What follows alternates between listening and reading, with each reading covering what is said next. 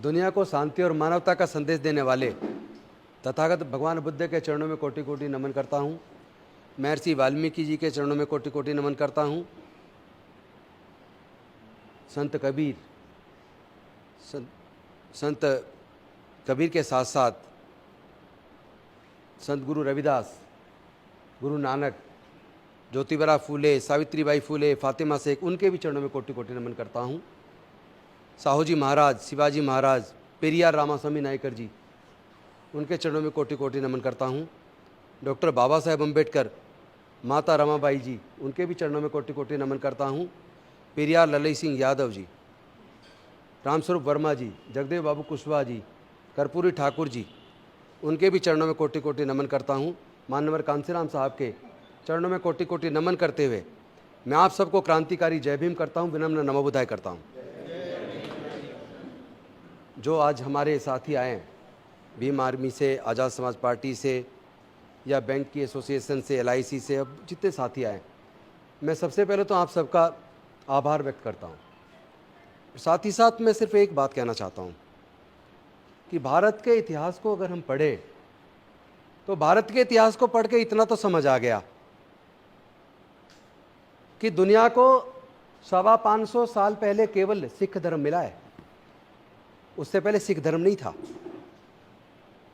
दुनिया को लगभग 1400 साल पहले इस्लाम मिला है। दुनिया को लगभग 2000 साल पहले ईसाई धर्म मिला है। उससे पहले इसे ईसाई धर्म भी नहीं था। दुनिया को लगभग 2550 साल पहले बौद्ध धर्म मिला है। 2500 साल पहले जैन धर्म मिला है। उससे पहले तो बौद्ध और जैन धर्म भी नहीं था। दुनिया को लगभग 3500 साल पहले सनातन धर्म मिला है। उससे पहले सनातन धर्म भी नहीं था, लेकिन इंसान था। इससे यह तो साबित होता है कि कुदरत ने सबको इंसान पैदा किया है। जाति और धर्म अलग अलग खंड काल में लोगों ने आवश्यकता के हिसाब से बनाए। और दूसरी बात, पूरे दुनिया के अंदर जातियां नहीं है। अमेरिका में जाति नहीं है, जापान में जाति नहीं है, चाइना में जाति नहीं है, फ्रांस में जाति नहीं है, जर्मनी में जाति नहीं है, इंग्लैंड में जाति नहीं है, इटली में जाति नहीं है, ऑस्ट्रेलिया में जाति नहीं है, न्यूजीलैंड में जाति नहीं है, कोरिया में जाति नहीं है, चाइना में जाति नहीं है। जब पूरी दुनिया में जाति नहीं है तो केवल भारत में जाति क्यों है? या भारत के सब कॉन्टिनेंट में जहां जाके भारत के लोग बस गए, जातिवादी लोग, केवल वहां जाति है। इसका मतलब जाति कुदरत ने नहीं बनाई। तो यहां सवाल पैदा होता है जाति किसने बनाई, और दूसरा सवाल पैदा होता है जाति बनने से फायदा किसको हुआ और जाति के बनने से नुकसान किसको हुआ। अगर हमने इस अंतर को नहीं समझा, क्योंकि यह लड़ाई विचारधारा की, ध्यान रखना, यह लड़ाई राजेंद्र गौतम की नहीं है, यह लड़ाई मंत्री MP MLA बनने की नहीं है। यह लड़ाई हमारे समाज के बहन बेटियों की इज्जत आबरू को बचाने की है। यह लड़ाई हमारे समाज के हक अधिकार की है। आए दिन जिस तरह हत्याएं हो रही है, मूंछ रखने पर हत्या हो रही है, घड़ा छूने पर हत्या हो रही है, मंदिर में घुसने पर हत्या हो रही है, मूर्ति छूने पर हत्या हो रही है, घोड़ी खरीदने पर हत्या हो रही है। मैं पूछना चाहता हूं, क्या हम हिंदू नहीं है? आप अगर हम हिंदू मान रहे हैं, मैं तो मानता हूं हिंदू नहीं है, हम तो इंसान हैं। मानवता दुनिया का सबसे बड़ा धर्म है। लेकिन अगर आप हमारे लोगों को, दलित, पिछड़े, आदिवासियों को हिंदू मानते हैं, तो आज मेरा मोहन भागवत जी से, देश के माननीय प्रधानमंत्री जी से, देश के गृह मंत्री जी से, देश के सर्वोच्च न्यायालय से, देश के उच्च न्यायालयों से, सब लोगों से एक सवाल है। अगर हम लोग हिंदू हैं तो हमारे समाज के युवाओं की मूंछ रखने पर हत्या क्यों? अगर हम लोग हिंदू हैं तो मंदिर प्रवेश करने पर हमारे युवाओं की हत्या क्यों? अगर हम लोग हिंदू हैं तो भगवान की मूर्ति छू लेने पर हमारे लोगों की हत्या क्यों? अगर हम हिंदू हैं तो घड़ा छूने पर हमारे लोगों की हत्या क्यों? अगर हम हिंदू हैं तो हमारी बहन बेटियों की इज्जत लूटकर उनकी हत्या क्यों? और जब उनके न्याय की हक की लड़ाई को हम लड़ते हैं तो केवल दलित, पिछड़े, आदिवासी, अल्पसंख्यक समाज के लोग लड़ते हैं। जो लोग बार बार हिंदू का राग लाप रहे हैं, जब हमारे साथ जुल्म होता है हम उसके खिलाफ बोलते हैं तो तुम लोग कहां चले जाते हो? तुम लोग हमारी लड़ाई में शामिल क्यों नहीं होते? हमारे साथ खड़े होकर हमारी न्याय की लड़ाई को उठाते क्यों नहीं हो? इसलिए नहीं उठाते क्योंकि तुम अलग हो और हम अलग हैं। तुम हमको अलग मानते हो, यह झूठ चलेगा नहीं। ये मैं आप सबको धन्यवाद करूंगा, आप जो मेहनत कर रहे हैं ना, युवा, आप सब लोग अपनी जवानी जलाकर, मैं जानता हूं कि सबका घर परिवार है, सबको इनकम की जरूरत है, कमाई की जरूरत है। घर तो पैसे से चलेगा, जुबान चलाने से नहीं चलेगा। लेकिन मैं आप सबको सैल्यूट करता हूं भीम आर्मी के साथियों को सैल्यूट करता हूं, मिशन जय भीम के साथियों को सैल्यूट करता हूं, समता सेनेदल के साथियों को सैल्यूट करता हूं, तमाम संगठनों के साथियों को सैल्यूट करता हूं। आप लोग जो अपने घर से निकल के आ रहे हैं ना, अपनी जवानी को जला रहे हैं, सिर्फ इसलिए चूंकि आपको समाज का दर्द है। आप डॉक्टर बाबा साहब अंबेडकर जी के सामने गद्दार साबित नहीं होना चाहते, क्योंकि मुझे वो बात याद आती है 5 दिसंबर की। डॉक्टर बाबा साहब अंबेडकर जी के साथ नानक चंद्र रत्तू रहते थे, उनके सेवक थे। 5 अक्टूबर की रात को 10 बजे डॉक्टर बाबा साहब अंबेडकर से उन्होंने पूछा, नानक चंद्र रत्तू जी ने, कि बाबा साहब आप इतने दुखी क्यों महसूस कर रहे हो, अच्छा नहीं लग रहा, ऐसा लग रहा आप बहुत दुखी हो। तो डॉक्टर बाबा साहब अंबेडकर जी ने नानक चंद्र रत्तू से कहा कि ये रत्तू, मुझे ऐसा प्रतीत होता है जैसे कि मैं सालों से सोया ही नहीं हूं, मेरा मन बेहद दुखी है, मेरा शरीर मेरा साथ नहीं दे रहा है, मुझे नहीं पता मैं कितने दिन और जिंदा रहूं, लेकिन दिल में जो तकलीफ है वो इस बात को लेकर है कि मैं बड़े तकलीफ के साथ, बड़े दुखों के साथ इस कारमा को यहां तक लेकर आया, और अब पता नहीं मेरा क्या हो। मैंने हजारों साल की गुलामी तोड़ने के लिए अपने 4-4 बच्चों को गंवाया, जवानी में अपनी पत्नी को खो दिया, लेकिन उसके बावजूद भी मैं सिर्फ इसलिए लड़ा क्योंकि मेरे समाज के लोग पढ़ लिख कर आगे बढ़ेंगे, और वो सब मिलकर जब समाज की लड़ाई को लड़ेंगे तो भारत से छुआछूत खत्म होगा, भारत से जाति के आधार पर होने वाला उत्पीड़न खत्म होगा। अरे तू, मेरा तो पता नहीं मैं कितने दिन जिंदा रहूं, लेकिन तुम मेरे समाज के लोगों को बोलना, इस कारवा को मैं बड़े तकलीफ से, बड़े दुखों के साथ यहां तक लेकर आया। हालांकि ये बात 18 मार्च 1956 को उन्होंने चक्की पाट बौद्ध विहार पर आगरा के अंदर भी कही थी। उन्होंने कहा था मुझे मेरे पढ़े लिखे समाज के लोगों ने धोखा दिया, और वहां ये सारी बात उन्होंने दोहराई थी। फिर उन्होंने रत्तू को कहा कि मेरे लोगों को बोलना कि मैं इस कारवा को बड़ी मुसीबत से यहां तक खींच के लाया, इसमें बड़ा कष्ट झेला है, बड़ा विरोध झेला है। तुम मेरे समाज के लोगों को कहना कि मेरे बाद इस कारवा को किसी भी तरीके से आगे लेकर जाएं, और अगर आगे ना ले जा पाए तो कम से कम इसे यहीं छोड़ दें, इसको पीछे ना जाने देना। फिर उन्होंने कहा, रत्तू रात काफ़ी हो गई, अब तुम जाओ। रत्तू ने उनके सिरहाने पर तकिया रखा, उनके पैरों को ऊपर किया और उनके सर को तकिए पर रखा। लेकिन अगले दिन डॉक्टर बाबा साहब अम्बेडकर नहीं थे।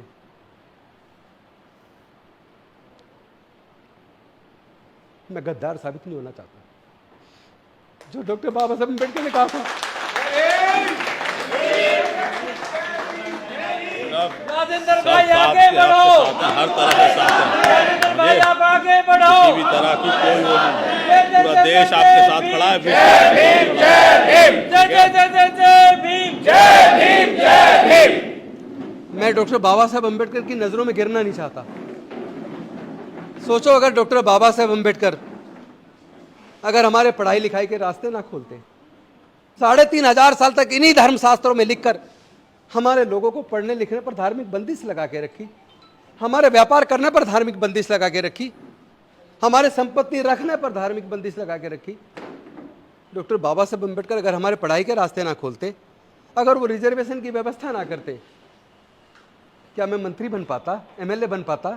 क्या कोई हमारे लोगों को जनरल सीट से चुनाव लड़ाता है? हमारे लोगों के बारे में तो कोई सोचता ही नहीं है।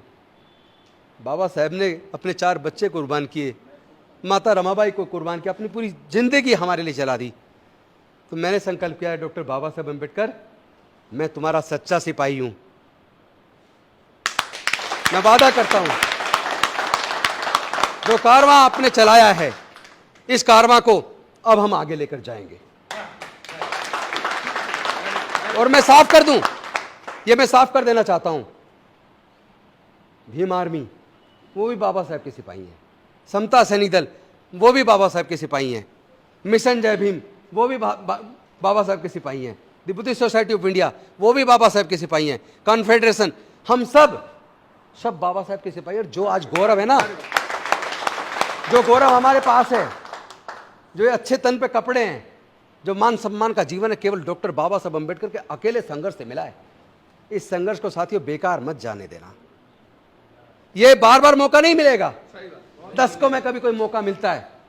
हमारे लोगों को झूठा केस बना के जेल में डाल दिया जाता है, महीनों महीनों साल साल।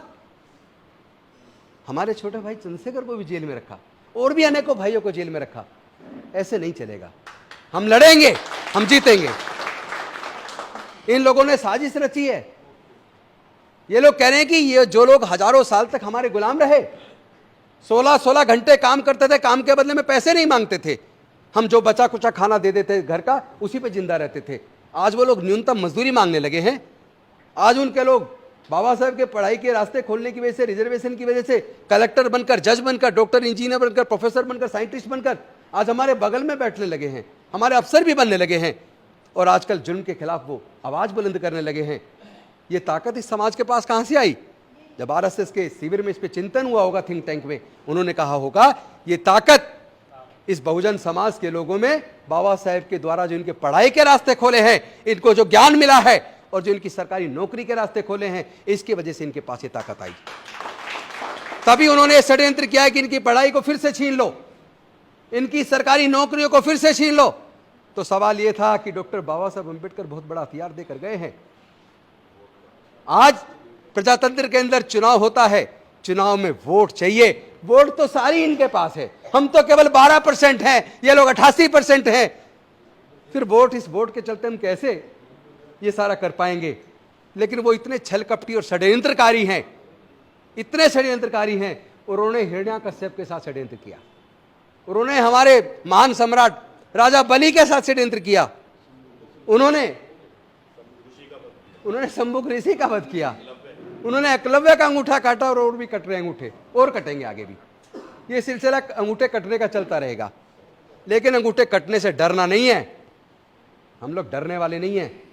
मैं उन लोगों को कह देना चाहता हूं जो आरएसएस के लोग या जो भारतीय जनता पार्टी के लोग या उनके समर्थक जो सोशल मीडिया पे मुझे धमकी दे रहे हैं जान से मारने की, मेरे फोन पे मुझे जान से मारने की धमकी दे रहे हैं, ट्विटर पे, फेसबुक पे गालियां दे रहे हैं, मैं उनको एक बात कह देना चाहता हूं, तुम राजेंद्र गौतम को मार सकते हो, राजेंद्र गौतम एक व्यक्ति है सिर्फ, लेकिन अंबेडकरवादी विचारधारा में करोड़ों लोग हैं।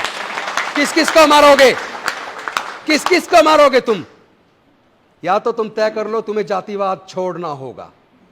अगर तुमने जातिवाद नहीं छोड़ा, पूरा भारत बौद्धमय बन के रहेगा, कोई रोक नहीं सकता।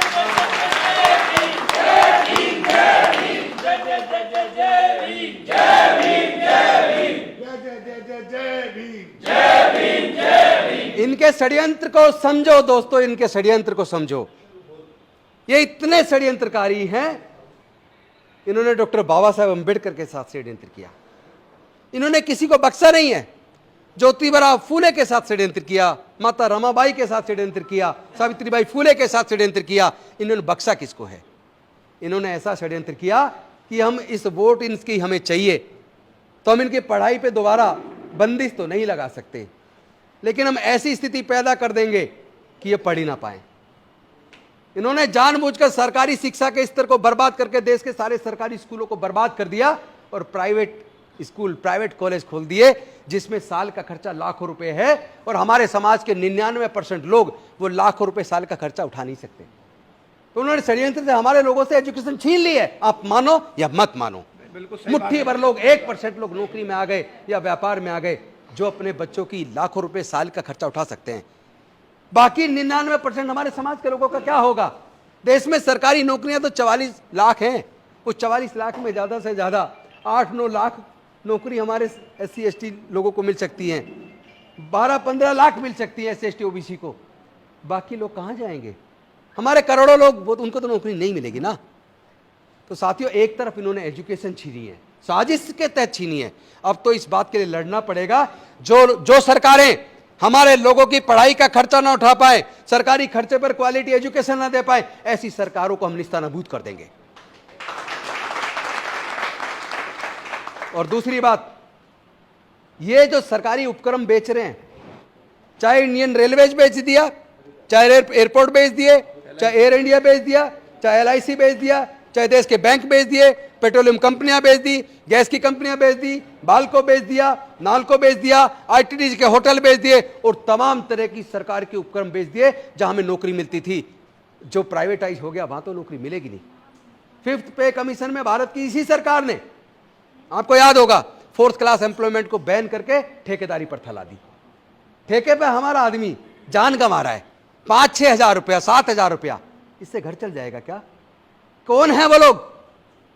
कौन है वो लोग जिन्होंने ठेकेदारी प्रथा लागू करके हमारे लोगों से सरकारी नौकरी को छीन लिया? कौन है वो लोग जिन्होंने देश के सारे संसाधनों को बेच दिया? अगर हमने इस बात को आइडेंटिफाई नहीं किया, अगर हम धर्म के नाम पर अंधे होकर इन लोगों को जिताते रहे, तो यकीन मानना हमारी आने वाली संतानें ज्यादा से ज्यादा 15 से 20 साल में दोबारा गुलाम होने वाली है। मैं पूछना चाहता हूं, क्या आपको दोबारा गुलामी स्वीकार है? नहीं। क्या आप अपने बच्चों को गुलाम देखना चाहते हो? नहीं देखना चाहते तो इस लड़ाई को लड़ना होगा, ईमानदारी से लड़ना होगा। लेकिन ये विचारधारा की लड़ाई है, ये भावुकता से नहीं लड़ी जा सकती। इसको बुद्धि और विवेक से सोच समझकर, बहुत ही शालीनता के साथ विचार विमर्श करके एक रणनीति बनाकर लड़ना होगा।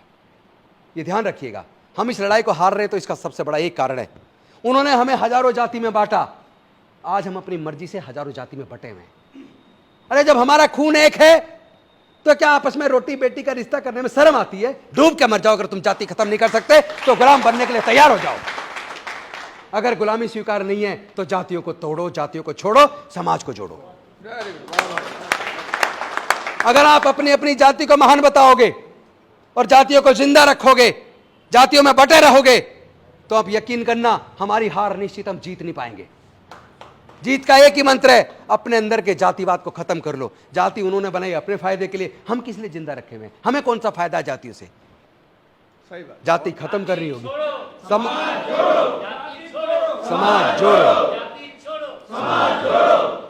तो साथियों, मैं अंत में आप सबका धन्यवाद करते हुए एक निवेदन करना चाहता हूं। हम लोग बड़े शांतिपूर्वक तरीके से, चूंकि हम लोग डॉक्टर बाबा साहब अम्बेडकर के बच्चे हैं, हम डॉक्टर बाबा साहब अम्बेडकर के बनाए संविधान में हमारी आस्था है और बहुत गहरी आस्था है। देश की कानून को हम मानते हैं, कानून व्यवस्था में हमारी आस्था है।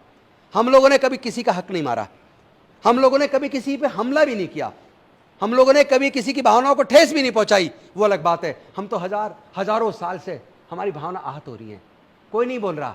ना कोर्ट हमारी तरफ देखती है, ना सरकारें हमारी तरफ देखती हैं, ना कोई बड़े देश के नेता हमारे मुद्दों पे बोलते हैं। हमारी लड़ाई तो हमें ही लड़नी पड़ती है और हमें ही लड़नी पड़ेगी। भविष्य में भी ध्यान रखना, हम केवल एक ही तरीके से जीत सकते हैं, एक ही मंत्र है, अपने बीच के इस जातिवाद को खत्म करके एक ऐसे समाज का निर्माण करें, जाति छोड़ो समाज जोड़ो। बौद्ध धर्म की क्या पहचान? मानव मानव एक समान। और लास्ट में एक बात और कह दूं, मुझे कोई पूरे दुनिया के अंदर एक एग्जाम्पल दिखा दो, केवल एक, मैं अपनी गर्दन काट के आपके हाथ में दे दूंगा। एक एग्जाम्पल दिखा देना जहां किसी को गंभीर बीमारी हो जाए और गंभीर बीमारी होने के बाद उसको डॉक्टर कहें तुम्हारा बड़ा ऑपरेशन होना है, 20 यूनिट ब्लड का इंतजाम करो, और जिसका ऑपरेशन होना वो ये कहे कि मुझे केवल ब्राह्मण का ब्लड चाहिए, मुझे केवल क्षत्रिय का ब्लड चाहिए। एक एग्जाम्पल दिखा दो, मैं अपनी गर्दन काट के देश के प्रधानमंत्री जी को सौंप दूंगा। और अगर ऐसा नहीं है तब तो कहते जी ब्लड का अरेंज कर दो, कहीं से भी जान बचानी है। इसका मतलब अगर आपको जानवर का ब्लड चढ़ जाता फिर आप इंसानों को ब्लड डोनेशन की जरूरत नहीं पड़ती। इसका मतलब कुदरत ने सबको इंसान बनाया है, इन जालिमों ने, इस साजिशकर्ताओं ने देश को हजारों जातियों में बांट के देश को तोड़ दिया है। ये लोग देश को तोड़ना चाहते हैं, धर्म के नाम पर, जाति के नाम पर उन्माद पैदा कर रहे हैं। यही लोग हैं। एक तरफ तो किसी महिला के साथ बलात्कार, तो महिला है, किसी भी महिला के साथ बलात्कार वो गलत है, लेकिन बिल्किस बानो के साथ सामूहिक बलात्कार, उनकी कई लोगों की परिवार में हत्या, उसके बाद कोर्ट के द्वारा दोषियों को सजा दिया जाना, उनको टाइम से पहले छोड़ दिया जाना, और उसके बाद माला पहनाकर उनको मिठाई खिलाना, शर्म नहीं आती तुम्हें? तुम देश को पूरी दुनिया के सामने बेइज्जत कर रहे हो, अपमानित करो देश की महिलाओं को। आप ये भी किसी के साथ जुल्म को तो पहले उसकी धर्म और जाति देखोगे तब बोलोगे क्या? इसका मतलब तुम अत्याचारी हो। जिस तरह की बीजेपी के सांसद बयान दे रहे, भाषण दे रहे हैं, इनके मंत्री भाषण दे रहे हैं, ये देश के अंदर जहर घोलना चाहते हैं, देश में नफरत का वातावरण पैदा कर रहे हैं, धर्म के जाति के नाम पर जाति पूछकर धर्म पूछकर हत्या कर रहे हैं, मुस्लिमों को आतंकित कर रहे हैं, दलितों को, पिछड़ों को, आदिवासियों को आतंकित कर रहे हैं। तो इसका मतलब इस लड़ाई को हमें लड़ना पड़ेगा। ये लेकिन बुद्धि और विवेक की लड़ाई है, क्योंकि इनकी लड़ाई अगर ये जीत रहे तो सिर्फ इसलिए हमारे समाज के युवा, तो इनके संगठनों में आगे जाकर सड़कों पर लड़ते हैं। अपने बच्चों को रोक लो, हमारे बच्चों को आगे से तय करना पड़ेगा। हमें कावड़ सेवा लेने हमें नहीं जाना, जिनके घरों में अपार पैसा वो जाए ना। बताइए ना, क्या उनके परिवारों के बच्चे जाते हैं क्या? जब वो नहीं जाते तो हमारे बच्चे क्यों जाते हैं? इन सारी बातों पर सोचना होगा। लंबी बात हो जाएगी, बहुत ज्यादा बात नहीं करूंगा।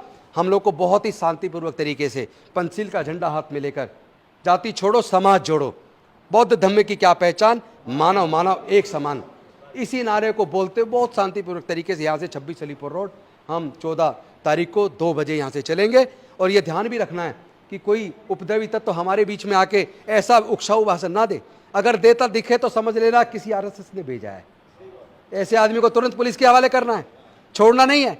बहुत ही सादगीपूर्ण तरीके से, शांति से हमें यहां से चलना, चूंकि ये लड़ाई विचारधारा की है। एक तरफ अंबेडकरवाद है, एक तरफ मनुवाद है। अब तय करना है पूरे देश के लोगों को, उनको अंबेडकरवाद चाहिए या उनको मनुवाद चाहिए, उनको शांति चाहिए या उनको शांति चाहिए, उनको इंसानियत चाहिए या उनको हैवानियत चाहिए, उनको मानवता चाहिए या उनको दानवता चाहिए, उनको न्याय चाहिए या उनको अज्ञान चाहिए या उनको अन्याय चाहिए।